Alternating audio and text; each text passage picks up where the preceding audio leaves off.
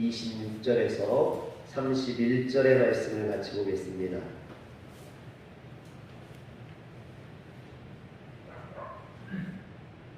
형제들아, 아브라함의 자손과 너희 중 하나님을 경외하는 사람들아, 이 구원의 말씀을 우리에게 보이셨거늘 예루살렘에 사는 자들과 그들 관리들이 예수와 이 안식을 받아 그들을 용납하 선지자들의 말을 하지 못하고 예수를 정죄하여 선지자들의 말을 가게 하였더라.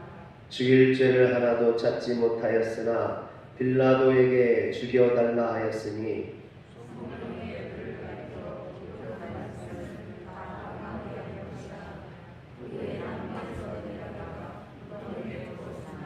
하나님이 죽은 자 가운데서 그를 살리신지라.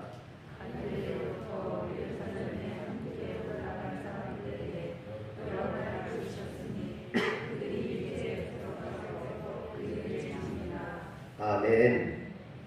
할렐루야. 오늘 본문 말씀 26절에 보면 2000년 전 이 땅에 오셨던 예수님을 가리켜서 구원의 말씀이라고 증언하고 있습니다. 하나님께서 죄와 사망으로부터 인간을 구원하시기 위해 당신의 말씀을 이 땅에 보내셨습니다. 그 말씀이 육신을 입고 오신 바로 예수님이십니다. 그러나 유대 종교 지도자들은 이런 예수님을 믿지 않았습니다.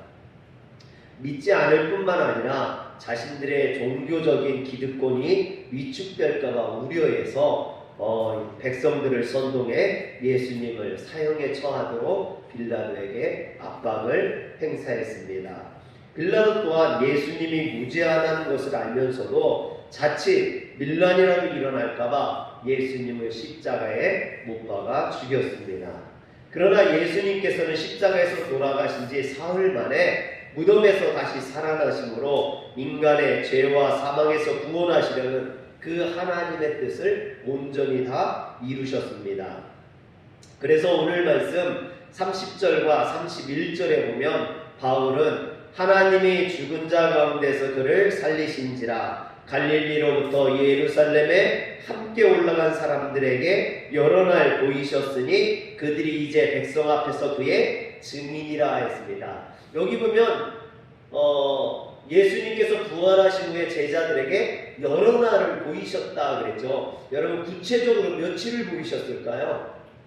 바로 사도행전 1장 3절에 보면 40일 동안 자신을 보이셨다 그랬습니다. 즉 예수님께서 부활하시고 승천하시기까지 사도행전 1장 3절에 보면 40일 동안 이 땅에 머물면서 제자들과 함께 하셨습니다. 오늘 제가 주목하고자 하는 것은 부활하신 예수님께서 제자들에게 어떤 모습으로 당신을 보여주셨느냐 하는 것입니다. 부활하신 예수님께서 처음으로 제자들에게 당신의 모습을 보여주신 내용은 요한복음 20장 19절에 나와 있습니다. 이날 곧 안식 후 첫날 저녁 때에 제자들이 유대인들을 두려워하여 모인 곳에 문들을 닫았더니 예수께서 오사 가운데 서서 이르시되 너희에게 평강이 있을지어다. 아멘. 예수님께서 십자가에 못 박혀 돌아가신 지 사흘째 되는 날, 그날 저녁에 예수님이 제자들을 찾아오신 것입니다. 그런데 이때 제자들은 아직 예수님께서 부활하셨다는 것을 믿지 못하고 있었습니다. 또 예수님을 죽인 유대 종교 지도자들이 예수님뿐만 아니라 자신들도 해칠까봐 두려워서 문을 닫고 숨어 있었다 그랬습니다. 여기서 문을 닫았, 즉 제자들은 숨어 있는 방의 문을 모두 안쪽에서 걸어 잠그고 있었던 거죠. 그런데 이상한 것은 이처럼 아무도 들어올 수 없게 아래서부터 문을 다 걸어 잠그고 있는데 그때 호련히 방 한가운데 예수님께서 나타나셨다라는 거죠. 그들 가운데 찾아오셨다라는 것입니다. 그리고 제자들에게 목과 창자국이 선명한 당신의 손과 옆구리를 보여주셨습니다. 그러자 부활하신 주님을 목격한 제자들이 기뻐했다라고 말하고 있습니다. 그러나 예수님의 제자들 중에 도마는 그 자리에 없었습니다. 그리고 뒤늦게 다른 제자들로부터 예수님의 부활의 소식을 듣게 되자 다른 제자들은 눈으로 확인했지만 자신은 그 손으로 예수님의 못자국과 참자국을 만져보지 않고서는 믿지 못하겠다, 믿지 않겠다라고 이야기합니다. 도마의 말은 나는 결코 믿지 않겠다 또는 나는 믿기를 거절한다라는 강한 부정이 담겨 있습니다. 그래서 요한복음 20장 25절에 보면 그의 손 못자국을 보며 내 손가락을 그 못자국에 넣으며 내 손을 그 옆구리에 넣어보지 않고는 믿지 아니하겠다 이렇게 말했죠. 그런데 8일 후에 도마를 포함한 모든 제자들이 한자리에 모여 있을 때 주님께서 다시 나타나셨습니다. 그래서 요한복음 20장 26절에 보면 여드레를 지나서 제자들이 다시 집안에 있을 때 도마도 함께 있고 문들이 닫혔는데 예수께서 오사 가운데 서서 이르시되 너희에게 평강이 있을지어다 그랬습니다. 여기서 문이 닫혔는데 그랬어요. 여기서 닫혔다라는 말도 클레이오예요. 안에서 문을 걸어 잠그다라는 거죠. 똑같이 문을 이렇게 걸어 잠그고 있는데 그 가운데 예수님께서 나타나셨다라는 거죠. 그리고 도마에게 주님이 바로 부활하신 주님임을 확증하셨다라는 겁니다. 여러분 어떻게 이런 일이 가능할까요? 문을 다 걸어 잠그고 아무도 들어올 수 없도록 그렇게 했는데 예수님께서 어떻게 그 자리에 들어오실 수 있었느냐라는 것이죠. 여러분 이것은 예수님께서 시간과 공간을 뛰어넘어 제자들에게 나타나 보여주신 겁니다. 인간은 육체를 갖고 있기 때문에 시간과 공간에 제약을 가질 수밖에 없습니다. 그러나 영이신 하나님은 시간과 공간에 제약을 받지 않고 영원하신 분이죠.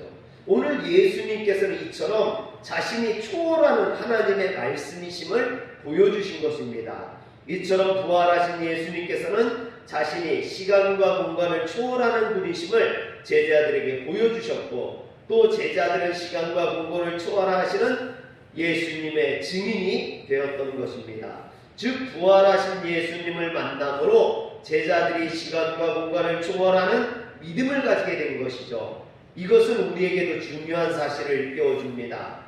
시간과 공간을 초월하는 믿음을 가지지 않고서는 예수님의 참 증인이 될 수 없다라는 것입니다. 그렇다면 시간과 공간을 초월하는 믿음이란 구체적으로 어떤 믿음을 의미할까요?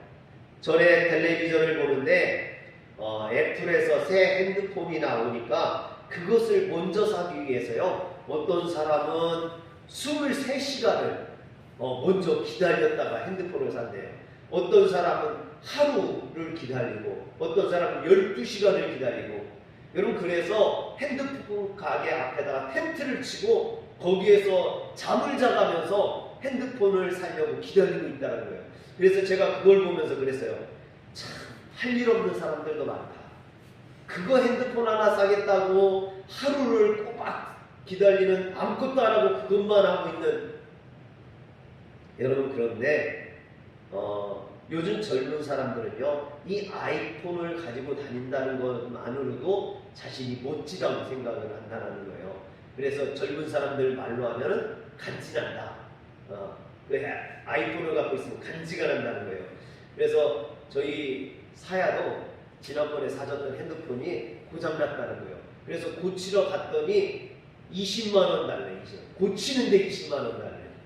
그래서 새 핸드폰을 사는 게 낫겠다고 그래서 핸드폰 가게 갔더니요 싸구려 보여줬더니요 안 쳐다봐. 그래서 너 뭐 사고 싶은데? 그랬더니요 저거 사고 싶대요. 그래서 봤더니 그 아이폰을 사고 싶다는 거예요. 그거 사달라는 거예요. 다른 거 아무리 내밀어도 쳐다보질 않거든요. 야 이거 네가 갖고 있었던 것보다 성능도 떨어져. 그래도 아이폰 사달래.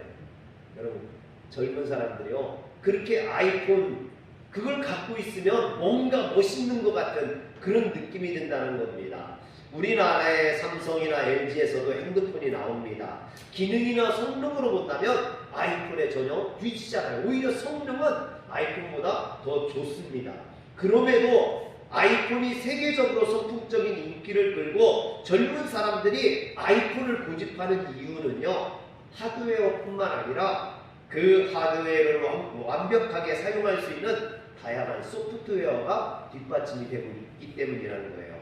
뿐만 아니라 우리나라의 핸드폰들이 기능성과 편의성을 많이 비중을 두고 개발을 한다면 애플의 아이폰은 기능성뿐만 아니라 예술성을 추구한다라는 것입니다.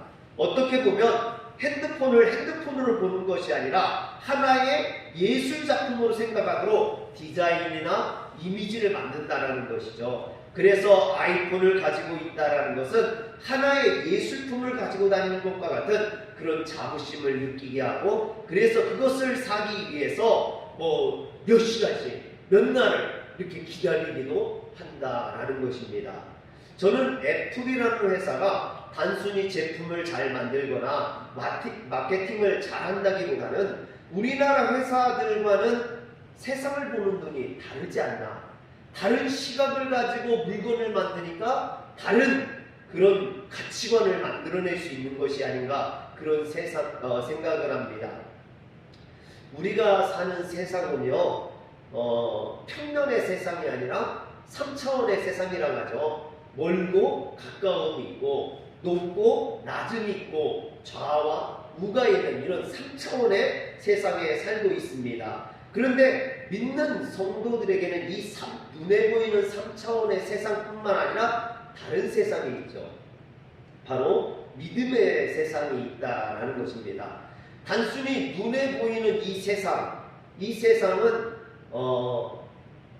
우리가 살아가면서요, 참 이 3차원의 세상을 입체적으로 인식하지 못하면 매일 부딪히거나 넘어지거나 그럴 수밖에 없습니다. 왜 사람의 눈이 두 개인지 아십니까? 하나이면요, 이 입체감을 느끼지 못한다라는 거예요. 그래서 눈이 이게 두 개가 온전해야 그것을 잘 볼 수 있고 그 입체감을 느낄 수 있는데, 눈이 하나밖에 없으면 이 입체감을 느끼지 못한다는 거죠.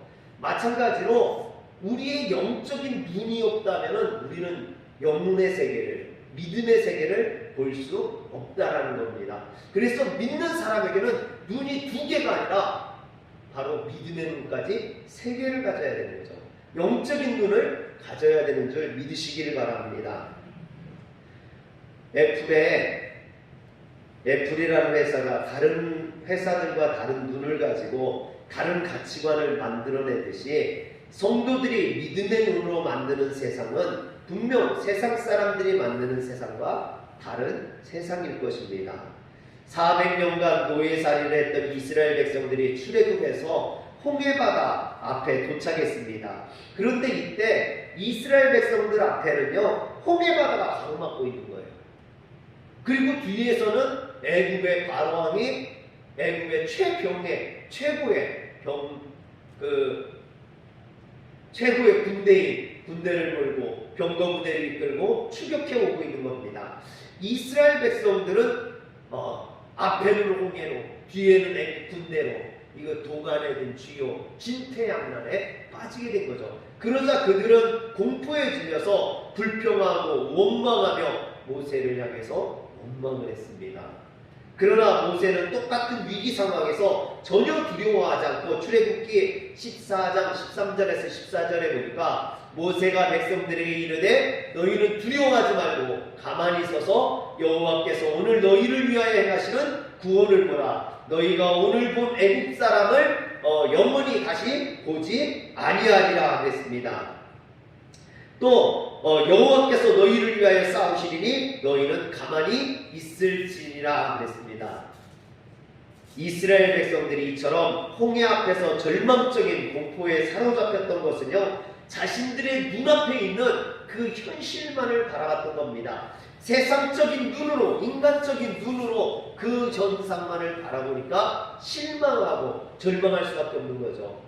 그렇지 않겠습니까? 앞에는 홍해바다가 있으니, 뒤에는 애국의 군대가 쫓아오고 있으니 더 이상 어떻게 할 수 없다라는 그런 세상적인 눈만으로 바라봤기 때문에 그들은 절망할 수밖에 없었던 거죠. 그러나 여러분, 모세는 믿음의 눈을 갖고 바라봤기 때문에 이스라엘 백성들에게 너희는 두려워하지 말고 하나님의 구원을 보라라고 담대하게 말할 수 있었던 것입니다.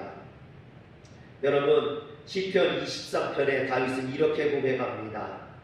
23편 4절에 보니까 내가 사망의 음침한 골짜기로 다닐지라도 해를 두려워하지 아니할 것은 주께서 나와 함께 하시니라. 주의 지팡이와 막대기가 나를 안위하시나이다. 다윗은 일생을 수많은 전쟁터에서 또 그를 시기한 사울왕의 살해 위협 속에서 또 그의 왕위를 노리는 이들의 반란 속에서 사망의 음침한 골짜기를 지나야 했습니다. 이처럼 다윗의 인생은 고난과 역경이 많았죠. 그럼에도 그가 흔들리지 않을 수 있었던 것은 그의 인생에 사망의 음침한 골짜기가 없었기 때문이 아니라 그 사망의 음침한 골짜기를 지나면서도 시간과 공간을 초월하여 역사하시는 그 하나님을 바라보는 믿음의 눈을 가졌기 때문입니다. 여러분, 보통 사람 같으면요, 다윗이 경험했던 이런 골짜기 하나만 만나도 자신의 인생을 저주했을 것입니다. 참 나는 재수없는 사람이라고, 참 나는 저주받은 사람이라고 이렇게 말했을 거예요. 그러나 다윗은 포기하지 않았습니다. 자포자기하지 않았죠. 그의 인생에 사망의 음침한 골짜기를 다니면서도 그 너머에 계신 자신을 역사하시고 구원하시는 그 하나님을 바라봤던 겁니다. 그래서 사망의 음침한 골짜기를 다닐지라도 해를 두려워하지 않을 것은 그 뒤에 보니까 주께서 나와 함께 하시리라. 즉 다윗은요, 믿음의 눈으로 사망의 음침한 골짜기에서 나와 함께 하시는 그 하나님을 바라본 거예요. 주의 지팡이와 막대기로 나를 안위하시는 그 하나님을 바라볼 수 있었던 겁니다. 그래서 5절에 보면 뭐라고 고백을 합니까? 주께서 내 원수의 목전에서 내게 상을 차려주시고 내 기름이 내 모에 부으셨으니 내 잔이 넘치나이다. 할렐루야. 오늘 비시디아 안디옥의 유대인 회당에서 설교를 하고 있는 사도 바울은 고린도후서 4장 18절에서 우리가 주목하는 것은 보이는 것이 아니요 보이지 않는 것이니 보이는 것은 잠깐이요 보이지 않는 것은 영원함이라 그랬습니다. 여기에서도 믿음의 눈을 이야기하는 거예요. 여러분, 세상의 눈, 우리가 가지고 있는 이 눈으로는 세상을 입체적으로 볼 수는 있을지 모르겠지만 영원한 하나님의 나라는 바라볼 수 없다라는 것입니다. 그래서 우리의 눈 말고, 이 육체적인 눈 말고 믿음의 눈을 가질 수 있어야 한다라고 이야기하는 겁니다. 사도 바울이 이전에 자신의 자랑으로 삼았던 것을 배설물처럼 미련 없이 버릴 수 있었던 것도, 풍토병에 걸려서 목숨을 걸고 험산줄령의 타우루스 산맥을 넘어 비시디아 안디옥에 와서 전도할 수 있었던 것도 바울 또한 세상 사람들과 다른 영혼을 바라보는 눈, 즉 믿음의 눈을 가지고 있었기 때문에 이것이 가능했다라는 것입니다. 그래서 성도는 세상을 바라보는 눈, 즉 현실을 직시하는 눈과 그 현실 속에서 시간과 공간을 초월하여 역사하시는 하나님을 바라볼 수 있는 눈, 즉 믿음의 눈을 가질 수 있어야만 한다는 겁니다. 모세나 다윗이나 바울 역시 이처럼 하나님과 세상을 동시에 바라볼 수 있는 눈을 가지고 있었던 사람들입니다. 그런데 이들뿐만 아니라 성경에 나오는 모든 신앙의 인물들이 이처럼 현실을 바라볼 수 있는 눈과 그리고 또한 하나님을 바라볼 수 있는 이런 믿음의 눈을 갖고 있었다라는 거죠. 이처럼 두 개의 눈, 세상을 바라보는 눈과 믿음의 눈. 그래서 어떤 분이 이것을 가리켜서 멀티비전이라고 하더라고요. 여러분, 우리는 이런 멀티비전을 가질 수 있어야 합니다. 이처럼 멀티비전을 지닐 때 현재 주어진 현실이 아무리 절망적이라 해도, 사망의 음침한 골짜기라 해도 기꺼이 그것을 감내해낼 수 있는 거죠.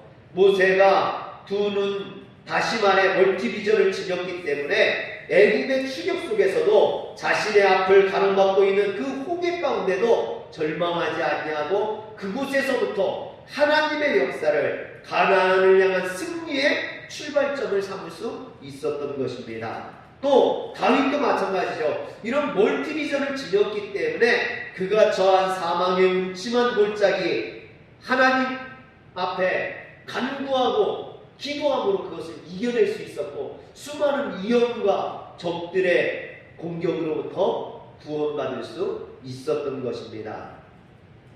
예수님께서 고난당하시기 전에 당신께서 부활하실 것을 제자들에게 여러 번에 걸쳐서 말씀하셨어요. 그럼에도 불구하고 제자들은 주님의 부활하셨음을 믿지 못했었죠.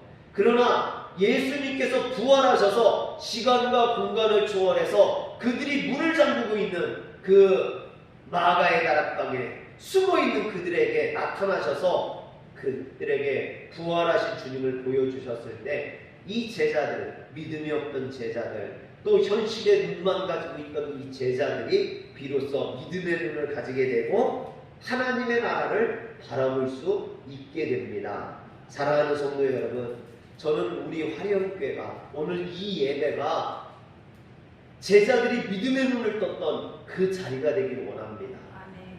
세상의 눈은 다 갖고 있어요. 물론 좀 더 시력이 좋은 사람도 있고 시력이 좀 더 나쁜 사람도 있습니다. 저같이 시력이 좀 나쁜 사람들은 안경 끼면 돼요. 세상의 것은 그렇게 하면 잘 볼 수 있습니다.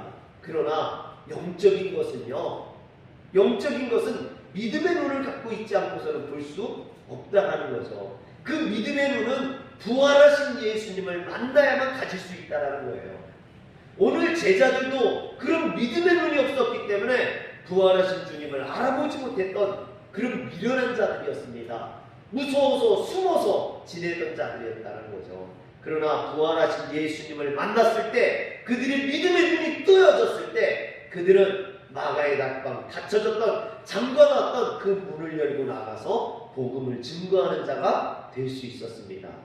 사랑하는 성도 여러분, 오늘 믿음의 눈을 뜨시길 바랍니다. 아멘. 육의 눈이 아닌 영의 눈을 뜨는 시간이 되시길 주의 이름으로 축원합니다. 그래서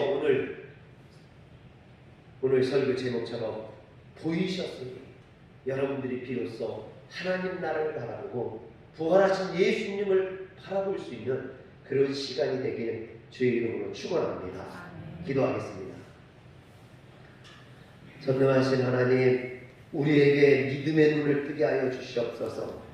그래서 주님이 보여주시는 그 하나님 나라를, 주님이 보여주시는 그 구원을 우리가 바라볼 수 있게 하시고 우리로 하여금 이 어려운 현실과 환경을 이겨내어서 사망의 음침한 골짜기를 지나서 하나님이 주시는 축복의 자리로, 구원의 자리로 나아가게 하여 주시옵소서. 우리에게 주님께서 상을 베풀어 주시고 우리에게 잔을 부으셔서 내 잔이 넘치게 하여 주시옵소서. 우리 주 예수님의 이름으로 기도합니다. 아멘.